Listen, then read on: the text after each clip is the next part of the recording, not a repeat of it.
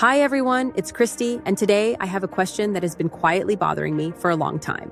Why is driving set up the way it is, when it seems like we accidentally did it backwards? Hear me out.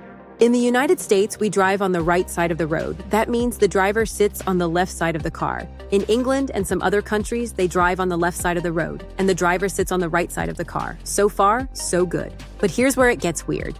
If you take a car designed for the United States and drive it in England, something interesting happens.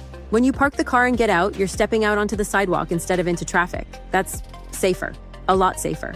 Now flip it. If you take a car designed for England and drive it in the United States, when you get out, you're stepping directly into traffic, which is not ideal, especially if the driver behind you is late for work, angry at the universe, or scrolling on their phone. So somehow, by complete accident, it turns out that cars are designed in a way that would actually be safer if they were used in the opposite country.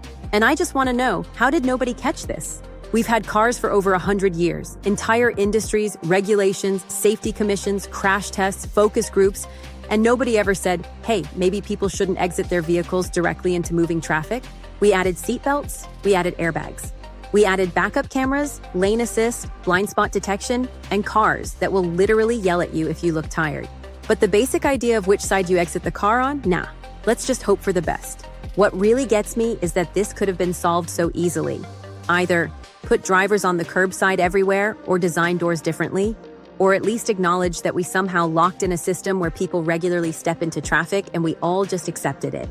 And before anyone says, well, people should just be careful, yes, absolutely.